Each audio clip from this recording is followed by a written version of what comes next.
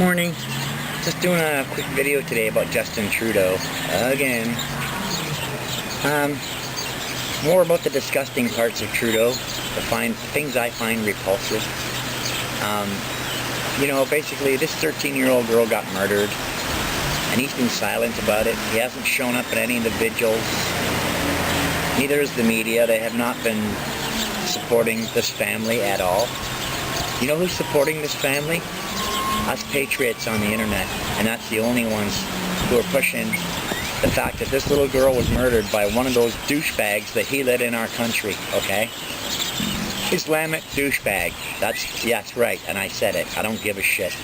If YouTube wants to censor this video, let them. I don't give a shit. I've had it. I'm done with this fucking shit.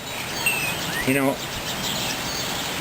and a lot of people are like, well, that's only one kid. Yeah, well, what about once your 13-year-old daughter or your 10-year-old daughter who gets raped and murdered by one of these scumbags? Then will you give a shit? Or will you sit on your hands and cry? It's disgusting. And the fact that he won't even recognize, he won't even say, look, I'm sorry I let this douchebag in our country, and I'm sorry he killed this little girl. He won't even say that, okay? He won't show up the vigils, and the media is totally downplaying this whole thing. They're making this douchebag look like a victim, okay? And there's another victim too, or so they're saying is a victim, is this guy who killed the female cop, okay?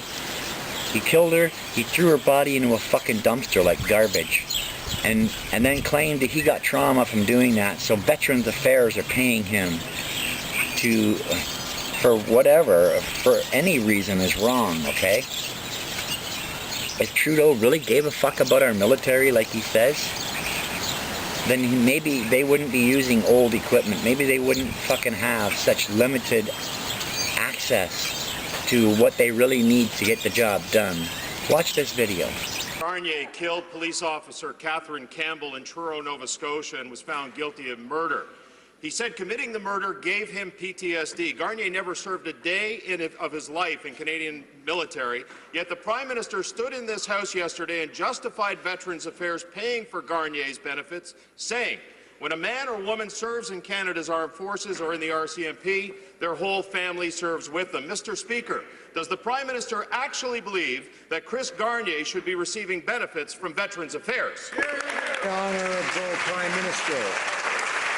Once again, Mr. Speaker, we see that the Conservatives just don't get it when it comes to caring for our veterans or the members of our RCMP. They nickeled and dimed those veterans. They cut veterans' offices, they cut benefits, and they wrap themselves in the flag every chance they get. We're taking a serious approach that actually does ensure that we are supporting the families of those serving officers, because we know that an entire family serves alongside an officer, a serving member. When it comes to this particular tragic, terrible case, we will... Honourable Member for Barrie Innisfil. Mr. Speaker, we're talking about a decision by the Liberal government to pay for the benefits of a convicted killer with money from Veterans Affairs when he's never served a single minute in Canada's military. If a serving member is found guilty of murder and dishonorably discharged, they and their family would lose all their benefits. For the sake of all those who served honorably and continue to fight Veterans Affairs for the benefits they earned, will the Prime Minister commit today to stop paying the benefits of this cop killer? Right Honourable Prime Minister. Mr. Speaker, we see once again that there is nothing the Conservatives won't stoop to play politics with tragedies. I will not answer that question. Nose Hill. Mr. Stocks, about standing up for the rights of victims.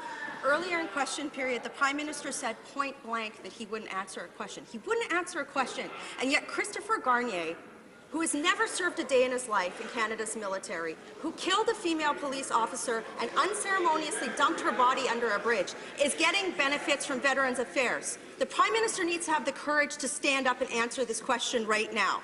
Does he believe that Christopher Garnier should be receiving benefits from Veterans Affairs? The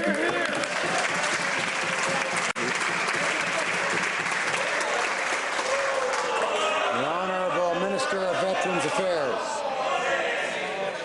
Mr. Speaker, Our hearts go out to the family of Constable Campbell. Our hearts go out to the family of Constable Campbell.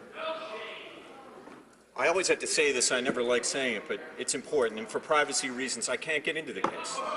But I made it very clear, and I think many people in this House made it very clear how uncomfortable they were with this whole situation.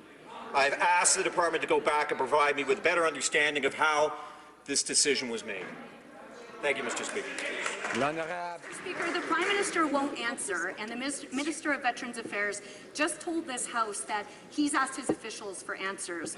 But the Minister already promised veterans answers 3 weeks ago. To be clear, that murderer killed her, put her body in a compost bin, and dumped her under a bridge. Does the Prime Minister really believe that this cop killer deserves benefits from Veterans Affairs? The Honourable Minister of Veterans Affairs. I thank the honourable member for the question, and once again, I will say that there are many of us who are uncomfortable with the decision that was made. One thing I will not back down on, though, and I do believe firmly in, is that we will look after not just the veteran, but the family members of the veteran. Now, in this case, I have asked that the department go back and review the decision for me to look at. Thank you for the question. Thank you. Member for Lakeland. The Prime Minister needs to answer the question, and the Minister needs to stop covering for him. Garnier never served a day of his life in Canada's military, but is receiving benefits from Veterans Affairs. Yesterday and today, the Prime Minister justified those payments. Does the Prime Minister actually believe that murderer should be receiving benefits from Veterans Affairs? They're the decision makers. The Honourable Minister of Veterans Affairs. Minister, my answer stands, but let me take advantage of this opportunity because there was something that came out in this story to talk about PTSD, and that this was depriving people of PTSD with their rightful place to get treatment. And let me assure this House that is never the fact. If you raise your hand and you need treatment for PTSD, you will receive that treatment in 96% of cases. In fact, we don't even wait for approval. We will make sure they receive mental health care right away. If you need help, put your hand up and we will be there for you. Thank you, Mr. Speaker. Very much, Mr. Speaker. To the Minister, Christopher Garnier claims he got PTSD because he killed a police officer. That's the issue here, Mr. Speaker. Now, again, the Prime Minister continues to dodge the question. Veterans Affairs gave benefits to that convicted cop killer. Garnier never served a day in the Canadian Armed Forces in his life, but yet he is collecting benefits while he serves time in prison. Does the Prime Minister, Speaker, actually believe that Chris Garnier should be receiving benefits from Veterans Affairs Canada? Honourable Minister of Veterans Affairs. Speaker, I'm not going to take this any further other than to say there are privacy issues around this case, and I don't want to take it any further. Thank you, Mr. Speaker. Mr. Speaker, Christopher Garnier, he brutally killed police officer Catherine Campbell in Truro, Nova Scotia. He was found guilty of murder. He never served a day of his life in Canada's military. Yet the Prime Minister, the leader of our country, keeps justifying Veterans Affairs paying for Garnier's benefits. Mr. Speaker, this is sickening. Does this Prime Minister actually believe that Chris Garnier should be receiving benefits from Veterans Affairs? Please do what's right.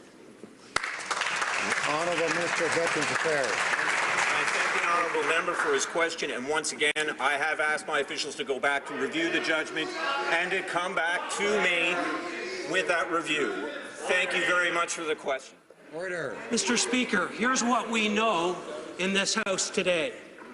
The Prime Minister will not stand up and answer the question about the murderer who's collecting benefits that are targeted for veterans, not someone who's not served in the military, a 30-year-old healthy individual who decided to commit murder on an innocent woman, threw her under a bridge.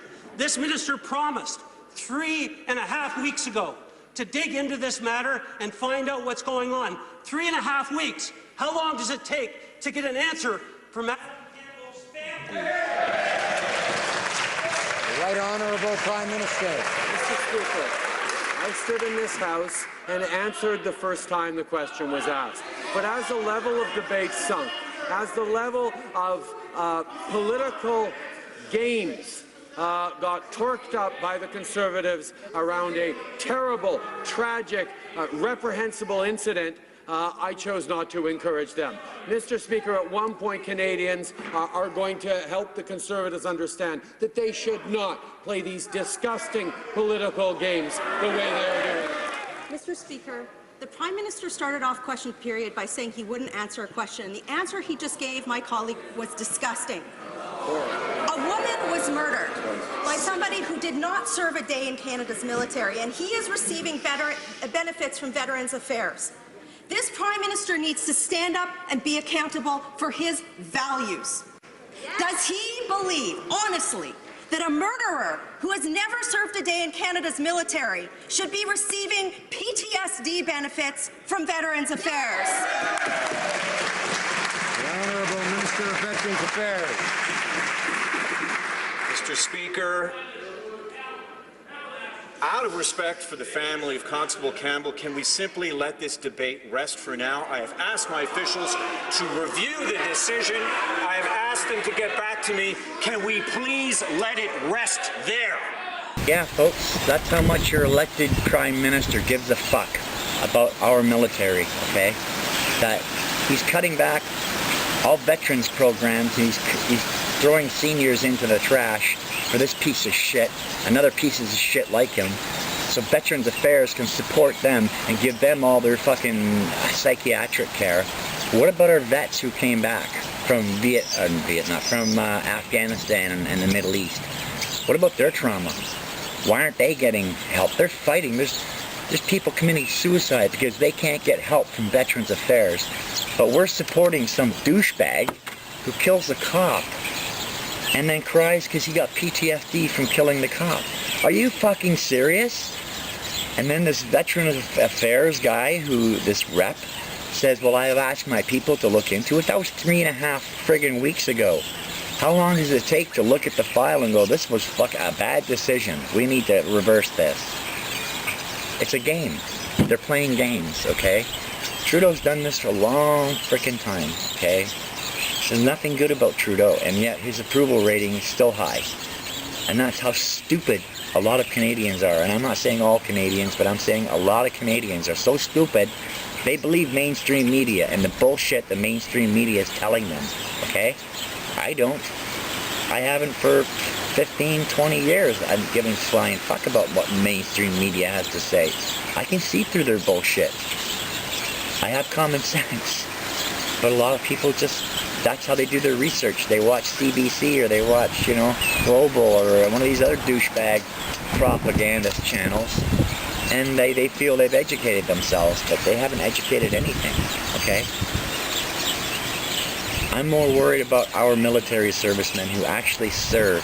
This douchebag never served a fucking day in our military, and just because one of his relatives served, he's getting all this first-class fucking treatment.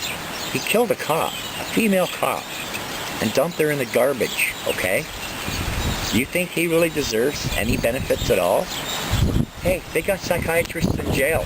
Fuck him, right? And, this is how Trudeau is. He's a piece of shit. And it's about time people realize that he's a piece of shit. And that when their daughter gets killed, or when one of their sons or daughters has to go into the military and use 50-year-old equipment and dies because of it, then maybe they'll give a fuck. Maybe they'll say something. But until then, they just don't. And that's sad. Oh, sorry, my hair's all askew. But that's the truth of it, and that's the sad part, is that people still like this fucking douchebag. And I'm losing faith. I'm losing faith in our whole system. And we supposedly have someone coming up who's a patriot, but, he seems to me like he's just another globalist ass-kisser who wants to bring in 250,000 illegal refugees a year because the UN said so. Fuck the UN. Let's get out of the UN. Let's pull all of our funding from the UN like Trump did. See how long the UN lasts, because right now the EU is in so much peril they can't afford to pay their bills. They can't even afford to pay their NATO bills, okay? I don't know. It's really discouraging, and I'm losing faith. And I think I'm just going to vote for some little douchebag who gets 6 votes a year, because they might say, hey, let's give a shit about Canada. Let's give a shit about our senior citizens and our veterans and other people who really need the help. And basically, there's people who have paid their dues and they're not even being recognized or looked after, and that really bothers me a lot. And until we get this douchebag out of office, we're screwed. Our country's sinking like the frickin' Titanic. And I think a lot of people are seeing it. I noticed a lot of my subscribers have been commenting on it. And how do we fight it? We fight it by educating the idiots who think Trudeau is all this and a bag of Cheetos, okay?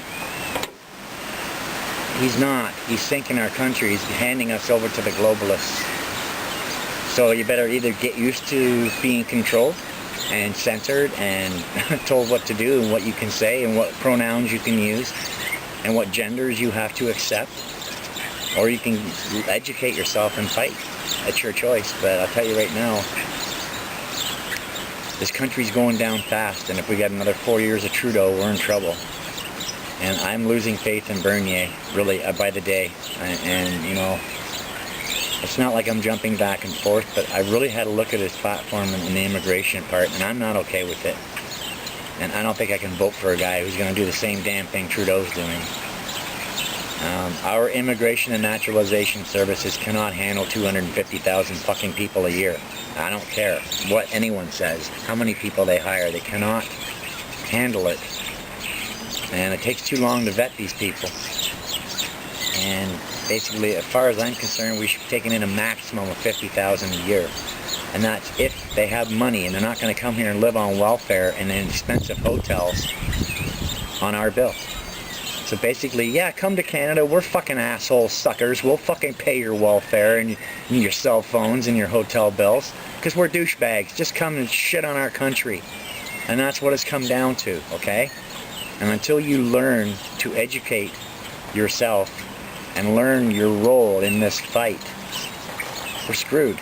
There's not enough of us fighting, okay? The internet's only one avenue, okay? There's a lot of different avenues where we can fight. And there's just too many stupid Canadians who are voting fucking Liberal and or PC, because they're both douchebags in my eyes. And we're screwed. People, we're screwed. And until people wake up, we're going to continue to be screwed. And I have no faith that our country's going to survive this. Thank God the States did, at least. We'll have one country in the West, or actually two, Mexico as well. So at least we'll have Mexico and US we can go to. Basically, this is going to be Canada's stand, okay? Because right now we got more Muslims coming in than we have Canadians here, okay? Literally. No, it's about time that people educate and people learn what their role is in this fight.